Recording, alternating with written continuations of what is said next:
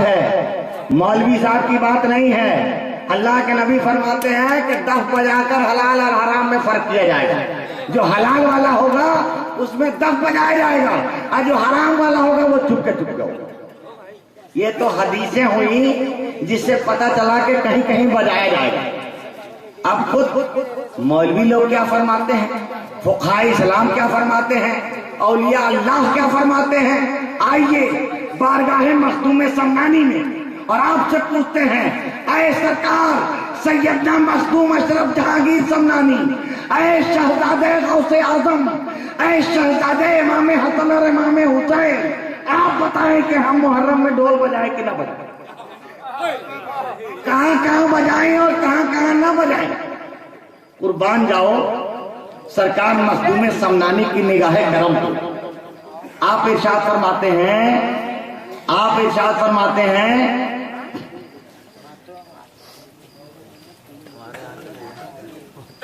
دیکھیے، آپ ارشاد فرماتے ہیں طبل یعنی ڈھول کی دو قسمیں، ایک پورا باب ہی باندھا ہے علم اور طبل کا بیان۔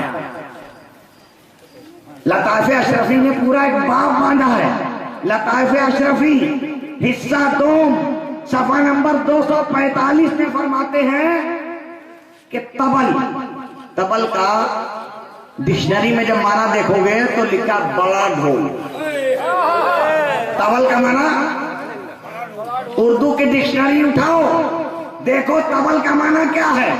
طبل کا معنی بڑا ڈھول، اور بڑے والے ڈھول کو کیا بولا جاتا ہے؟ ڈنکا۔ یہ اسلام کا ڈنکا ہے، یہ امام حسین کا ڈنکا ہے، یہ تشہیر حسینیت کا ڈنکا ہے۔ فرماتے ہیں کہ طبل کی دو قسمیں ہیں۔ کیا؟ طبل کی دو قسم ہیں، ایک وہ جو لہو و لعب کے لیے بجائے گا، صرف تفریح تباہ کے لیے، صرف کھیل اور کود کے لیے بجایا جائے، لکھتے ہیں یہ ڈھول حرام ہے، یہ ڈھول حرام ہے۔ اور آگے لکھتے ہیں لیکن جو طبل یعنی ڈھول اور نقارہ، اس کا دونوں معنی لکھا ہے لغت میں، جو طبل لڑائی کے وقت، جو طبل لڑائی کے وقت یا فوج کے ایک جگہ سے دوسری جگہ جانے کے وقت، فوج کے کوچ کرنے کے وقت بجایا جائے، وہ جائز اور مشروع ہے۔ جائز اور جنگ میں جو ڈھول بجایا جائے، فوج کے ایک جگہ سے دوسری جگہ جانے کے لیے جو بجایا جائے، لکھتے ہیں کہ وہ جائز ہے۔ آگے لکھتے ہیں کہ حضرت ابراہیم خلیل اللہ، حضور کے کئی پشتوں میں دادا جان، حضرت ابراہیم خلیل اللہ کے مزار پر اس وقت یہ قاعدہ ہے کہ جب کھانا تقسیم ہوتا ہے تو ڈھول بجایا جاتا ہے۔ تو پتہ چلا کہ کھانے والوں کو معلوم ہو جائے کہ کھانا تیار ہو گیا، کھانا تقسیم کرنے سے پہلے ڈھول بجانا ملا جی کہتے ہیں حرام، ملا جی کہتے ہیں حرام۔ ابراہیم پیغمبر علیہ السلام کی درگاہ میں، ان کے مزار مقدس پہ روزانہ لنگر لٹتا ہے، اور جب لنگر تقسیم کرنے کا وقت آتا ہے، مخدوم سمنان شہزادے امام حسن اور امام حسین فرما رہے ہیں، شہزادے غوث اعظم فرما رہے ہیں کہ وہاں ڈھول بجتا ہے، اور یہ ڈھول بجانا جائز ہے، تاکہ سب مسافروں اور مجاوروں کو اطلاع ہو جائے اور ہر شخص اپنا اپنا حصہ لے جائے۔ آگے لکھتے ہیں بعض مشائخ کوچ اور نزول کے وقت طبل بجاتے ہیں، ڈھول بجاتے ہیں، یعنی پیر صاحب ہیں، سید صاحب ہیں، یہ کسی گاؤں میں آئے، اترے، ڈھول بجے گا، جب جائیں گے ڈھول بجے گا، تاکہ گاؤں والوں کو معلوم ہو جائے کہ پیر صاحب آ گئے، پیر صاحب جا رہے ہیں۔ نعرہ تکبیر، نعرہ رسالت، نعرہ حیدری، نعرہ حیدری، حق حسین، حق حسین، حق حسین۔ لکھتے ہیں آگے سنیے، سننے والی بات جو آگے ہے، لکھتے ہیں کہ حضرت شیخ ابو اسحاق غازنوی کے روضہ مبارک پر کھانا تقسیم کے وقت طبل بجایا جاتا ہے، یعنی بڑا والا ڈھول بجایا جاتا ہے، اور وہاں کے مجاوروں نے سید مخدوم اشرف جہانگیر سمنانی کو بھی ڈھول بجانے کی اجازت اور سند دی، اجازت بھی دی اور لکھ کر کے سند بھی دی کہ آپ کو بھی ہم اجازت دیتے ہیں، آپ بھی بجوانا۔ ابھی عرب سے ہندوستان آ رہے ہیں، سید اشرف کو بھی طبل اور علم کی اجازت دی۔ آگے لکھتے ہیں کہ فقیروں کا جو کھانا ہوتا ہے، فقراء کا کھانا عبادت ہے، اللہ کے ولیوں کا کھانا، فقیروں کا کھانا عبادت ہے، اور جو فعل عبادت کی دعوت دے، جو فعل عبادت کی دعوت کرے وہ مشروع ہے، اس لیے ڈھول بجانا بھی مشروع ہے۔ یہ کون لکھ رہا ہے؟ لہذا کھانے کے وقت طبل بجانا جائز ہے۔ یہ کس کا عمل ہے؟ یہ کس کا فتویٰ ہے؟ یہ کس کا کردار ہے؟ امام حسین کے بیٹے کا کردار ہے، امام حسن کے بیٹے کا کردار ہے، یہ مولا علی کے لالوں کا کردار ہے۔ مولوی کہتے ہیں جائز نہیں، تو مولوی کی مانو گے کہ مولا کے بیٹوں کی مانو گے؟ بولو۔ اور آگے سنیے، مولوی صاحب بھی بجواتے ہیں، صرف مخدوم اشرف جہانگیر سمنانی نہیں بجواتے تھے، اسی طرح سلطان الہند خواجہ غریب نواز اجمیری کے آستان عالیہ پر یکم رجب کو عرس کا اعلان بذریعہ ڈھول ہوتا ہے۔ خواجہ کے دیوانوں سے پوچھو، خواجہ کے مستانوں سے پوچھو، جب ہم خواجہ کے دربار میں بجاتے ہیں تو امام حسین کے دربار میں کیوں نہیں بجائیں گے؟ اور سنیے، اسی طریقے سے مکن پور شریف کی خانقاہ میں بھی جب عرس شروع ہوتا ہے، جب ملنگان پاک باز کشتی لے کر دمال میں آتے ہیں تو نوبت نواز سامنے نوبت رکھتے ہیں اور نوبت بجاتے ہیں، اور اسی نوبت کے ساز پر ملنگان کرام شغل دمال کرتے ہیں۔ آگے سنیے، یہ صرف ہمارے گھر کا فتویٰ نہیں ہے، مولانا احمد رضا خان فاضل بریلوی جو سلسلہ رضویہ کے امام بھی ہیں اور ان کے اعلیٰ حضرت بھی ہیں، ان کا مرید اور خلیفہ، ان کا مرید اور خلیفہ کون؟ مولانا محمد امجد علی صاحب تحریر فرماتے ہیں، کتاب کا نام بہار شریعت، جلد نمبر 16، صفحہ نمبر 130، مطبوعہ مکتبہ فاروقیہ بک ڈپو دہلی، صفحہ نمبر 17 صفحہ آ رہا۔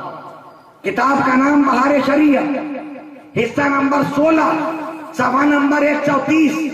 مولانا صاحب لکھتے ہیں نوبت بجانا، نوبت جانتے ہو نا، وہ جو ابھی آگے نقارہ بج رہا تھا، اسی کو عربی میں فارسی میں نوبت کہتے ہیں۔ نوبت بجانا اگر تفاخر کے لیے ہو، یعنی یہ ظاہر کرنے کے لیے ہو کہ ہم بہت بڑے ہیں، لکھتے ہیں حرام۔ اور اگر نوبت بجائے اس لیے کہ اسرافیل علیہ السلام کے سور پھونکنے کی یاد تازہ ہو جائے، مولانا لکھتے ہیں کہ جائز ہے۔ اگر اسرافیل علیہ السلام کے سور پھونکنے کی یاد تازہ ہو جائے، یاد تازہ کرنے کے لیے اگر نوبت بجاؤ، فقیہ اسلام ہے، صدر الشریعہ کا خطاب ہے، آپ لکھتے ہیں کہ یاد دلانے کے لیے اگر کوئی بجائے تو جائز ہے۔ تم بھی تو بجوا رہے ہو، ارے میٹھا میٹھا ہپ ہپ کھٹا کھٹا تھو تھو، یہ کیسا مسلک ہے؟ کڑوا کڑوا تھو تھو اور میٹھا میٹھا ہپ ہپ، تم بھی تو بجا رہے ہو۔ کس حدیث میں ہے؟ قرآن کی کس آیت سے یہ نکالا؟ دلیل لگو کہ رسول اللہ نے اعلان کے لیے بجوایا تھا، اچھی نیت ہو۔ لکھ رہے ہیں کہ اگر نیت اچھی ہو، آخرت کی یاد تازہ ہو جائے، سور پھونکنے کی یاد تازہ ہو جائے، اگر نیت اچھی ہو تو بجانا جائز۔ اور اگر نیت کھیل کود کی ہو، لہو لعب کی ہو، ہم بھی کہتے ہیں حرام، ہم بھی کہتے ہیں ناجائز۔ تعزیہ کے وقت جو اسلام کا ڈنکا پیٹا جاتا ہے، جو یزیدیت کا سر کچلا جاتا ہے، جو امام حسین کی شہادت کی تشہیر کرتے ہیں، جو حسینیت کا پرچار کرتے ہیں، نیت اچھی ہے اس لیے بجانا جائز ہے۔ لیکن اب ڈسکو ہونے لگے، اس میں ناچ ہونے لگے، شراب پی کر لوگ اس میں مست ہونے لگے، تو یہ پہلے بھی حرام، تعزیے میں بھی حرام، اتنے جائز ہے جتنا اسلام نے جائز کیا ہے۔ زیادہ بجاؤ گے، اگر ساز پیدا ہو جائے، سر پیدا ہو جائے، لے پیدا ہو جائے، آدمی ناچنے لگے، تو ہم بھی کہتے ہیں کہ تعزیے، لیکن حسینیت کی تشہیر ہو، حسینیت کا پرچار ہو، حسینیت کا اعلان ہو، تعزیہ کی آمد کا اعلان ہو، علم کے جلوس کے آنے کا اعلان ہو، بجاؤ، جائز ہے، جائز ہے۔ مولانا صدر الشریعہ امجد علی کا فتویٰ تعزیہ میں نہیں ہے، دوسری جگہ مولوی صاحب کے لیے جائز ہے، اور یہ مولا کے چاہنے والوں کے لیے حرام۔ اور سنیے جناب، لکھتے ہیں کہ 3 وقت بجائے جائے، وقت فکس کیا، یہ نوبت 3 وقت بجائے جائے، عصر کے بعد اور عشاء کے بعد اور آدھی رات میں۔ تو ہم بھی کہتے ہیں کہ 24 گھنٹہ مت بجاؤ، جب تعزیہ اٹھے تب بجاؤ، جب تعزیہ اٹھے تب بجاؤ، جب علم اٹھے تب بجاؤ، خاص خاص وقتوں میں بجاؤ، 24 گھنٹہ مت بجاؤ۔ 3 وقتوں میں تم بجواؤ تو جائز، اور ہم 2 وقت بجوا دے تو حرام اور ناجائز۔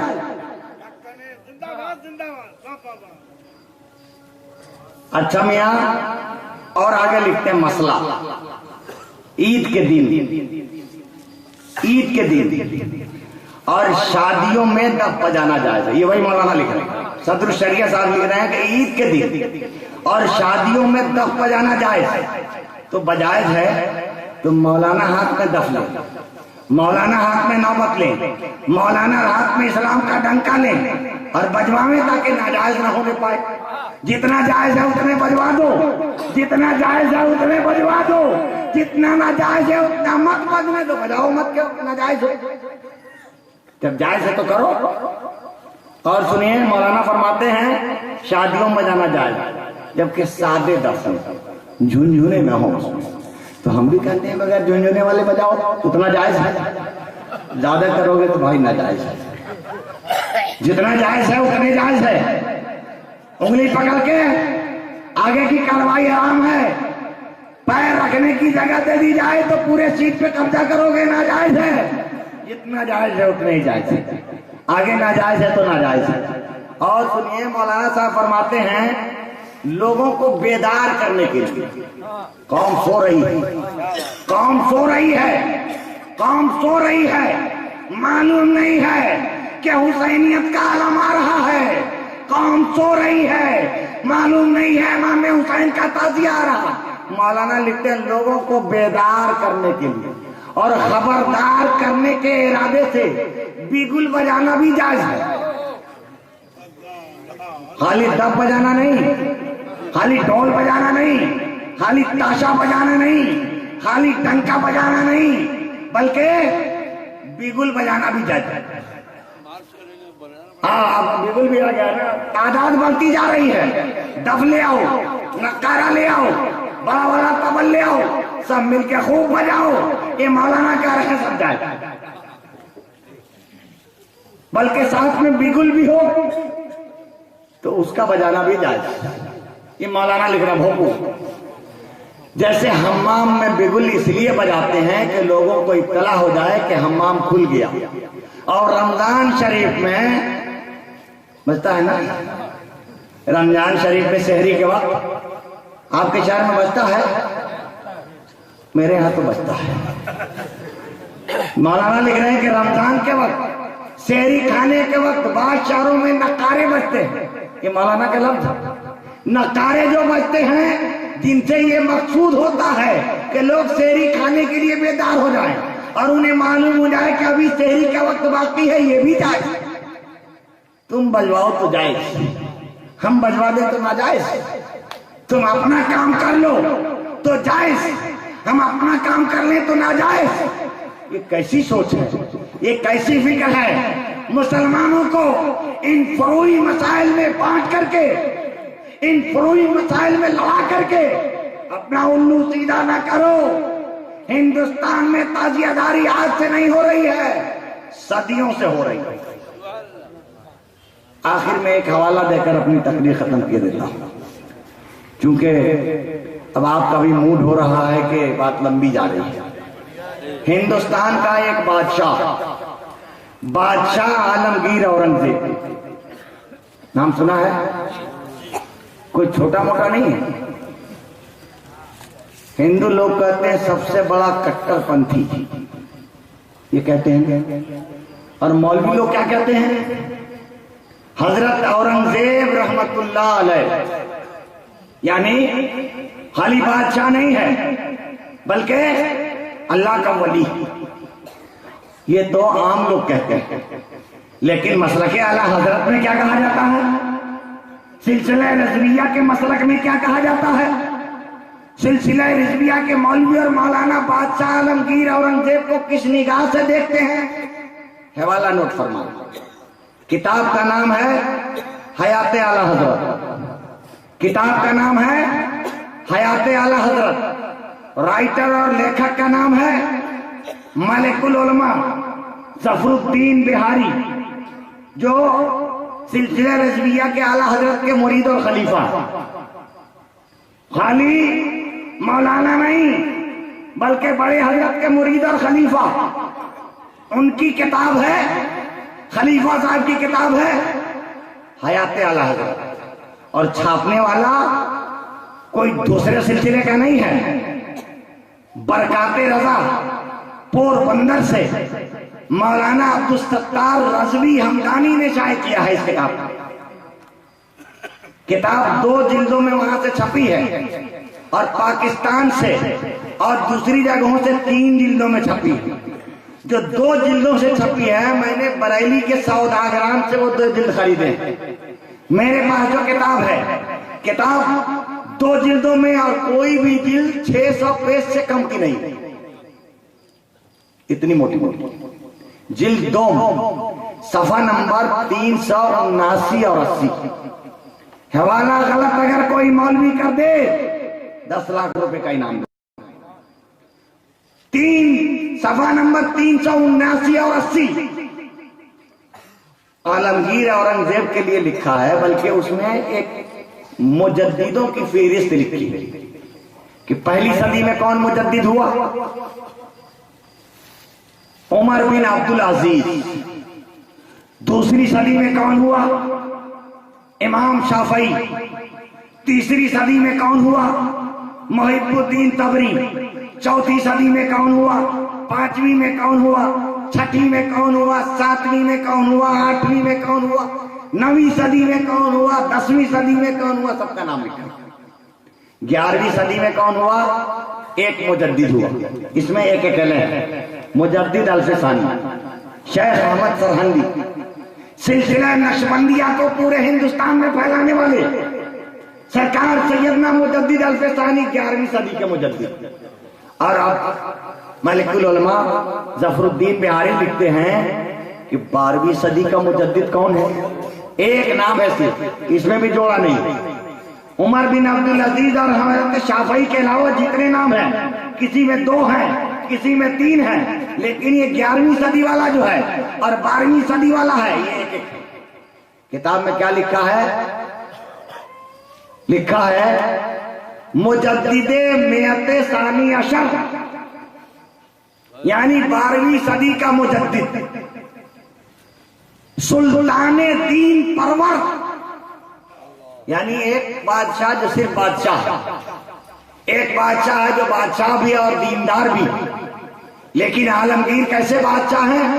صرف دیندار نہیں ہیں بلکہ دین کی پرورش کرنے والے ہیں، دین کو پالنے والے ہیں، سلطان دین پرور۔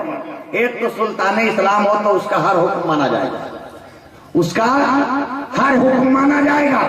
قرآن کہتا ہے اطیعوا اللہ واطیعوا الرسول واولی الامر منکم، اس کی بات مانی جائے گی۔ لیکن سلطان اسلام کے ساتھ سلطان دین پرور۔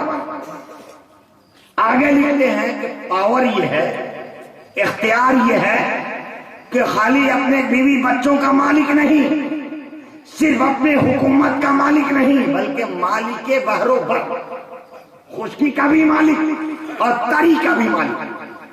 آگے لکھتے ہیں سرکار غوث اعظم کا لقب ہے محی الدین، سرکار غوث پاک کا لقب ہے، لیکن مسلک اعلی حضرت کی کتاب ہے۔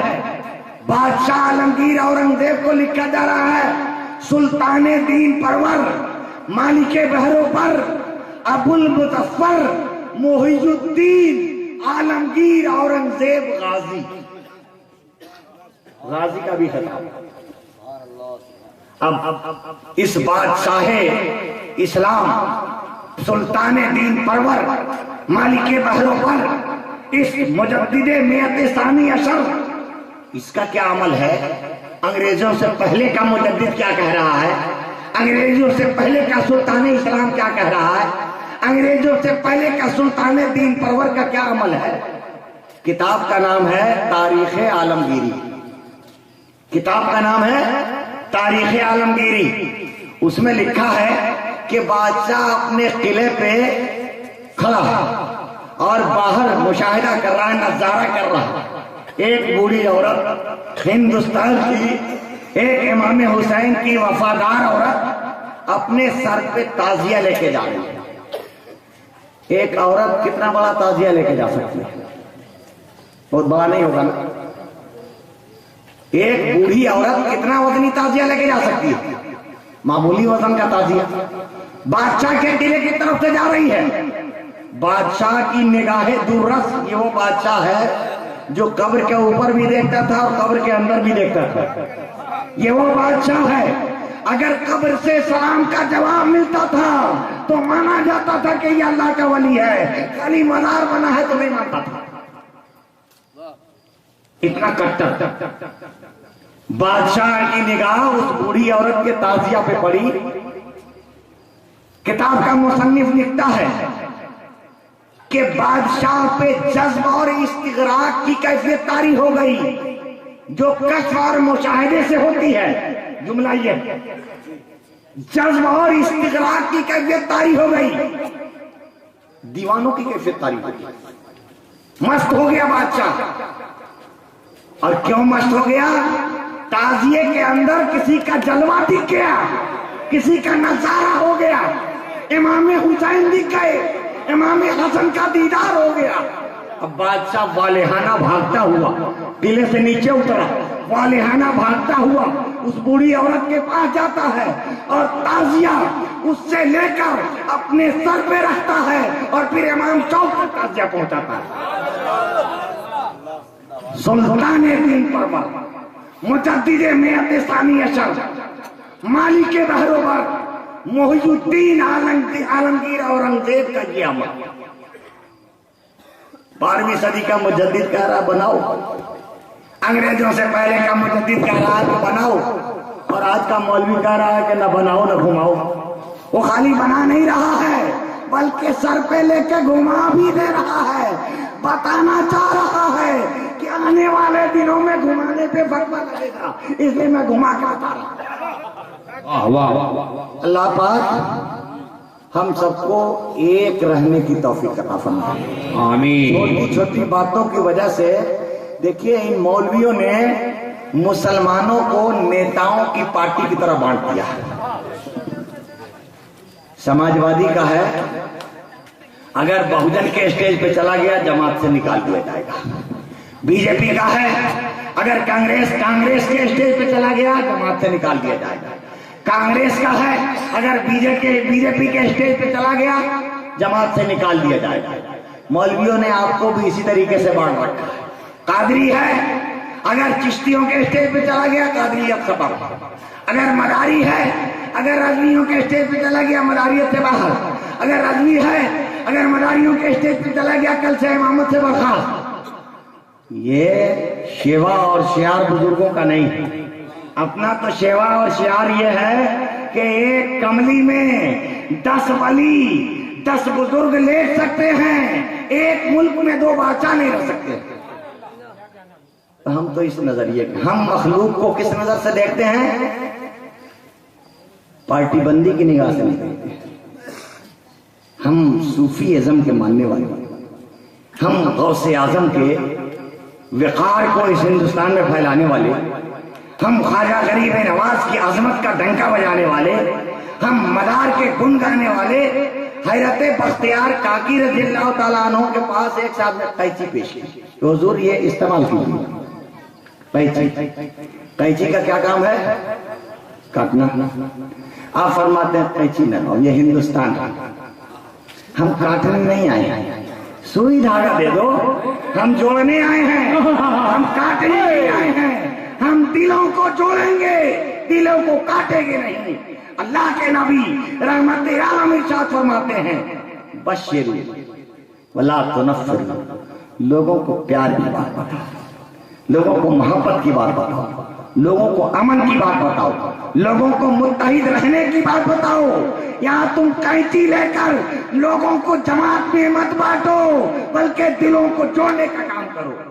یسروا ولا تعسروا، آسانی پیدا کرو، سختی مت پیدا کرو.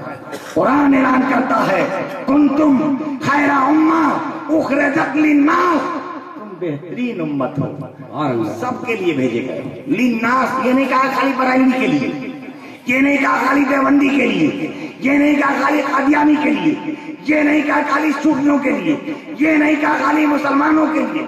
نہیں، قرآن کہہ رہا ہے تم سب کے لیے بھیجے گئے.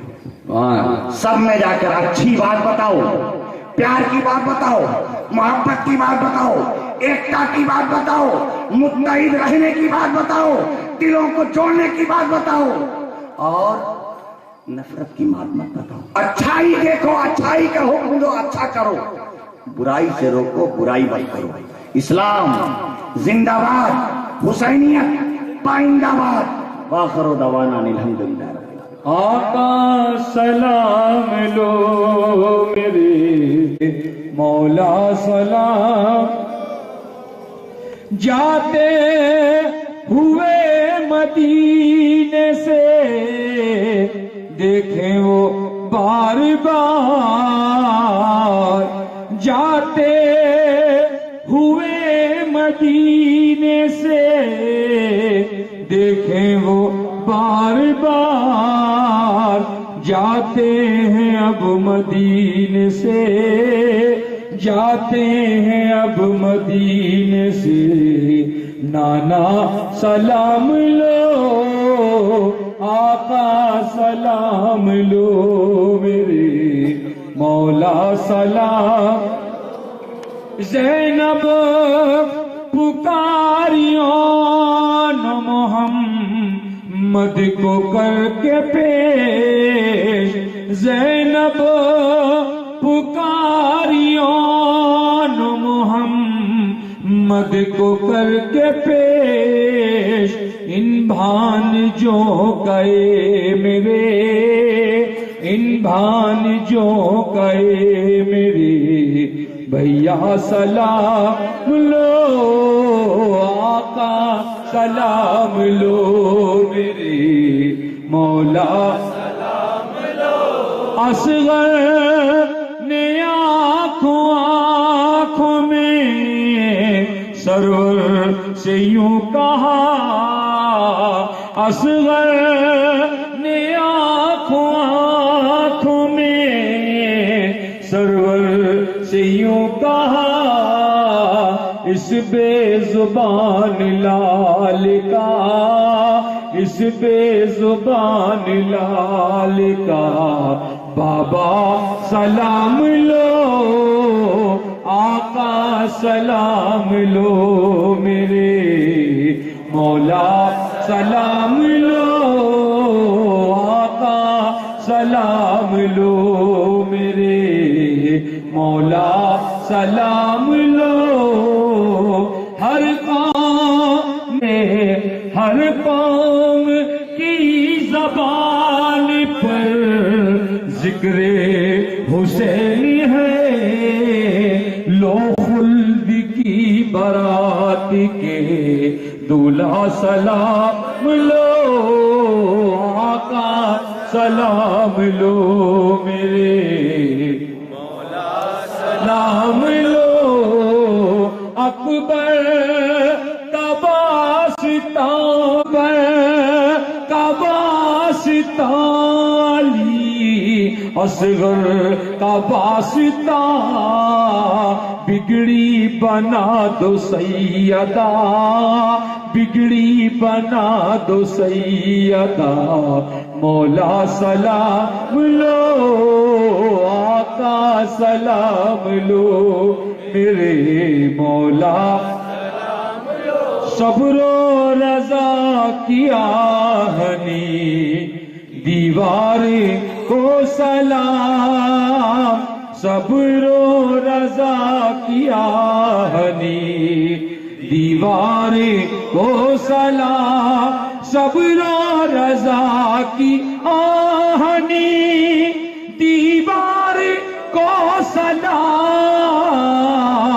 نور نگاہ مد مختار کو سلام نور نگاہ مد مختار کو سلام آیا نہ جس کے لبوں پہ تبسم تمام عمر کرتے ہی رہیے عابد بیمار کو سلام کرتے ہی رہیے عابد بیمار کو سلام نازاں ہے تجھ پہ مری یا محوا فاطمہ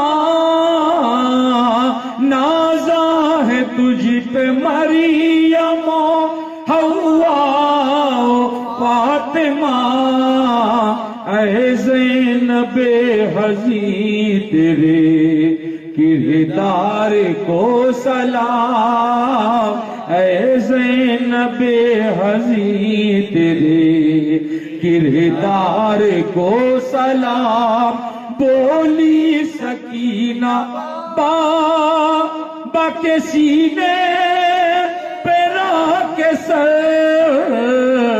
بولی سکینہ بابا کے سینے پہ رکھ کے سر تیری محبتوں کو تیرے پیار کو سلام تیری محبتوں کو تیری پیار کو سلام جس نے کیا تھا روئے امامت کو سرخ رو اصغر تمہارے خون کی اس دھار کو سلام بیمار کا ہو عابد بیمار کو سلام مصباح کر تو عابد بیمار کو سلام یا نبی سلام یا رسول سلام علیکہ یا حبیب سلام علیکہ صلوات اللہ علیکہ الصلاۃ والسلام علیکہ یا رسول اللہ الصلاۃ والسلام علیکہ یا حبیب اللہ نبی اللہ صلی اللہ تعالی وسلم شاہ مرضا شریعت دا قوت ہے پروردگار لا فتح الا لیلا صیف اللہ ذوالفقار مجھے اصحاب کی حضرت معصوم شاہ پیشوا کے واسطے سکہ معصوم علی کے سرفرازی ہو عطا پار بیڑا کر میرا اشنا خدا کے واسطے یا علی یا ولی صاحب کرم صدقہ حسن حسین کا رکھ لیجئے شرم مشکل کشا کا واسطہ کر دیجئے کرم وقت امداد کیجئے یا سرکار امام پاک علیہ السلام ہماری لاج رکھ لیجئے ربنا آتنا فی الدنیا حسنۃ وفی الآخرۃ حسنۃ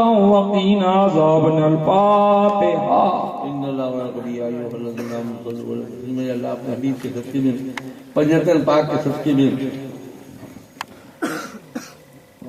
اے پروردگار عالم ہم نے جو کچھ کلمہ کلا ہمارے ساتھی مفتی اعظم صاحب نے اور جو ہمارے جتنے بھی علماء کرام فضائے کرام نے دور تک فقیر کے اندر میں جو لگ جسے عمر کو معاف فرما یا اللہ ہمیں صحیح معنی میں دین و اسلام پر چلنے کی توفیق فرما اور احکام شریعت میں پابند رہنے کی آقا حسین سچے میں ہمارے قدم کو مضبوط فرما آج بھی جلسہ دور دور سے چل کر آئے اے میرا مولا تیرا تیرے حبیب کا ذکر خیر پنجتر پاک کے ذکر کے لیے سنگیوں میں پریشانیوں میں آئے ہوئے ان کے نیک دعائیں نیک مقصد میں اللہ کو کامیاب آمین اے میرے مولا جو راقی میں کمیٹی جتنے بھی لوگوں نے اس میں محنت کی ہے سکون سے دھرم سے سکون سے قدم سے اللہ کی ایمان عمل دولت کاروبار کر آمین اے میرے مولا اس بستی پر کرم عطا فرما آمین دل کے رہنے والے مسلمانوں کو ایک نیک عطا فرما آمین اے میرے مولا تمام مسجدوں کو نمازوں کو لے گزرا کر آمین یا اللہ ہمیں اتفاق عطا فرما آمین اتحاد عطا فرما آمین ملک ہندوستان میں امن اور شانتی عطا فرما آمین اللہ ہمارے ملک پر جو تمام بلائیں آنے والوں سے دور عطا فرما آمین میرے مولا ہماری دعا کو قبول فرما آمین